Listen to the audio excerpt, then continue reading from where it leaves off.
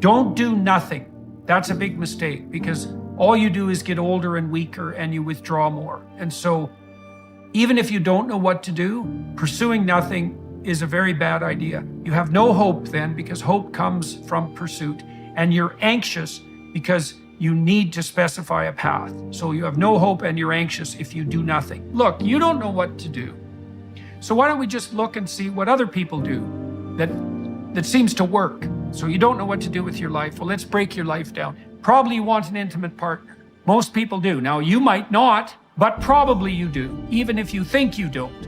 And so you might be one of those exceptions, but don't assume that to begin with, because that's an uncomfortable place to be if it's true.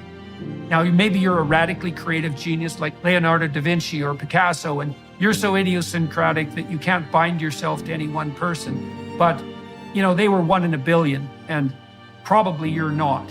When you feel that pressure inside of you and it's very heavy, you're motivated, you feel it, I've got to get up in the morning, I've got to do this, I've got to accomplish this.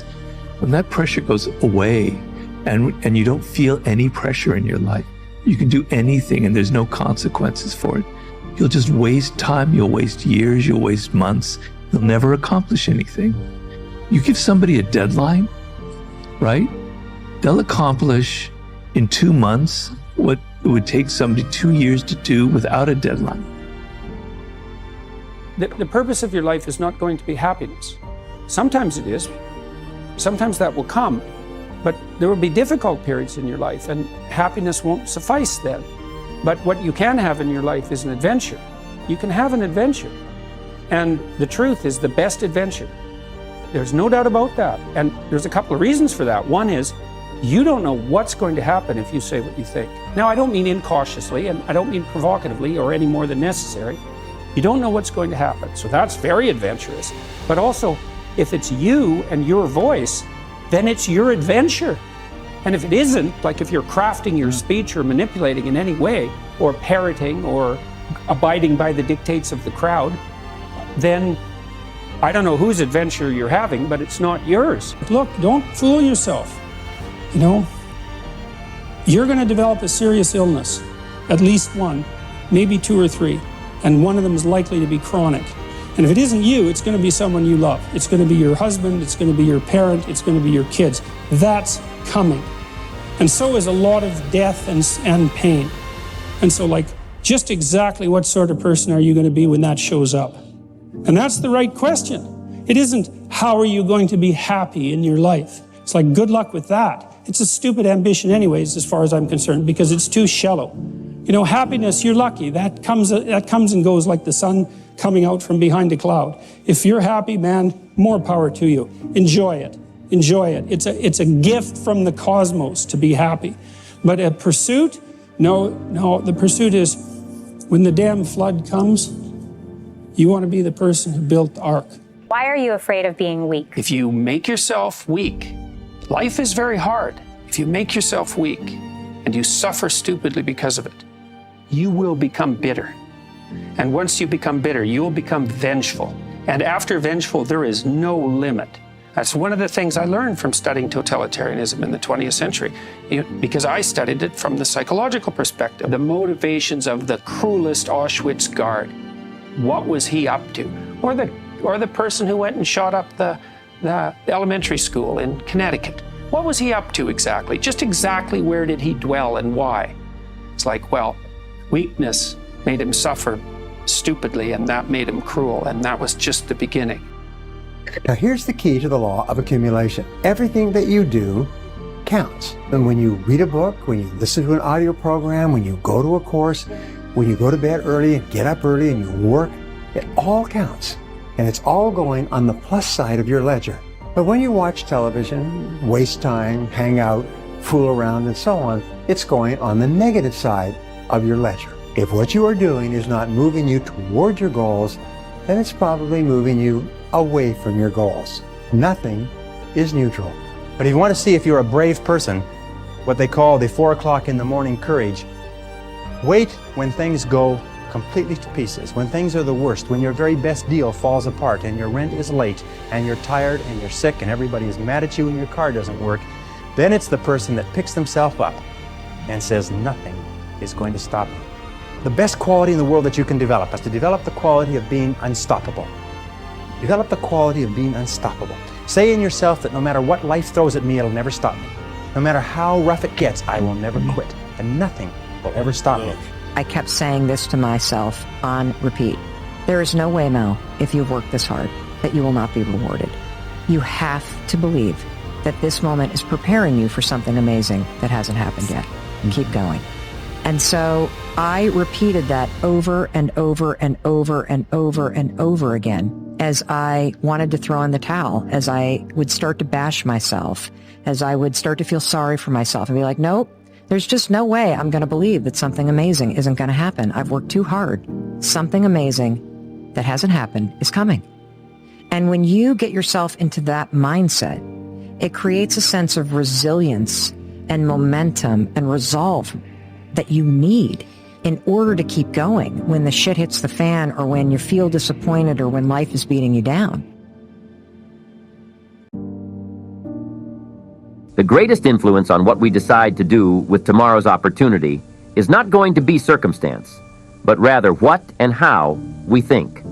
What we think and the conclusions we reach regarding life's challenges is going to be the sum total of what we have learned until now. The learning process plays a major role in determining our personal philosophy. Over the years, we have all managed to gather up considerable knowledge.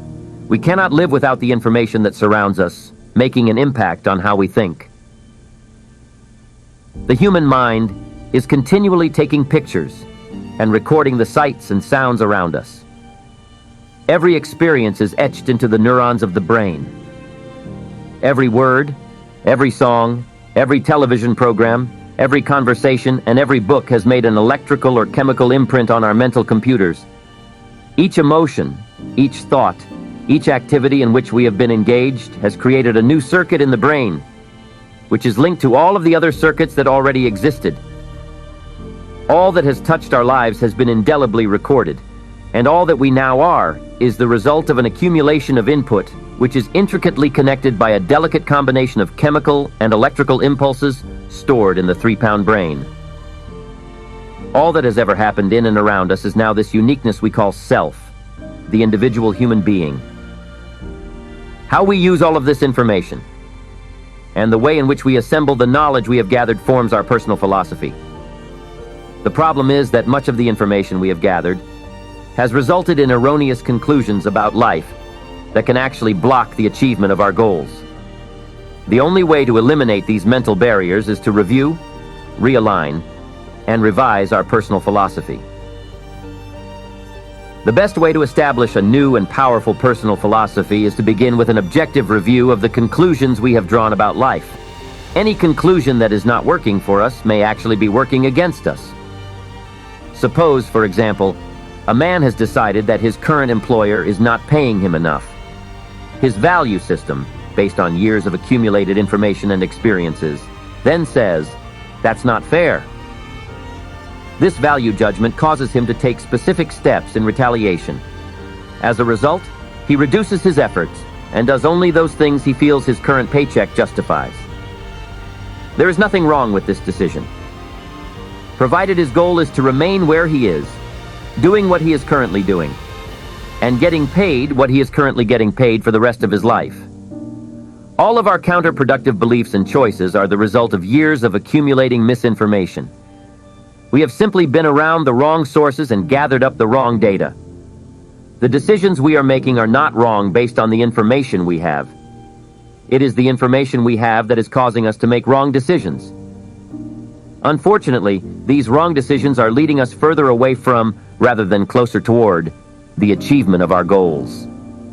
Since it is virtually impossible to identify and erase all of the misleading information in our mental computers, the only way to change our thinking habits is to input new information. Unless we change what we know, we will continue to believe, decide, and act in a manner that is contrary to our best interests. Getting the information that success and happiness require, and getting it accurately, is essential. Otherwise, we will inevitably drift into ignorance, becoming deluded by our power, our prestige, and our possessions. The question is, where can we get new, accurate, and better ideas and information that will enable us to become more than we are. Fortunately, there is a wealth of positive information all around us, just waiting to be used. One of the best ways to expand the dimensions of our knowledge is by conducting a serious review of our own past experiences. We all have a university of experience within us. The books lining the shelves of our minds were written and placed there by all that we have experienced since birth. These experiences have suggested to us that there is a right way and a wrong way to everything we do and to every decision that confronts us, as well as to every obstacle that challenges us. One way to learn to do something right is to do something wrong. We learn from failure as well as success. Failure must teach us, or surely success will not reward us. Past failures and errors must prompt us to amend current conduct, or the present and the future will be little more than a duplicate of the past. We all have recorded memories of past deeds and of the subsequent rewards or consequences of those deeds. The key is to make the memories of past events our servants, lest the repetition of those events makes us their slaves. We must labor to make certain that our memories of past experiences, whether good or bad, are accurate if they are to serve us and to make the future better than our past. We must reflect on our past, reliving the moments, pondering the lessons, and refining our current conduct based on the lessons of our personal history. If we have manipulated the truth of the past, if we have tended to blame others rather than ourselves, then we are seeking an escape from reality, and we will be destined to repeat past errors and relive present difficulties.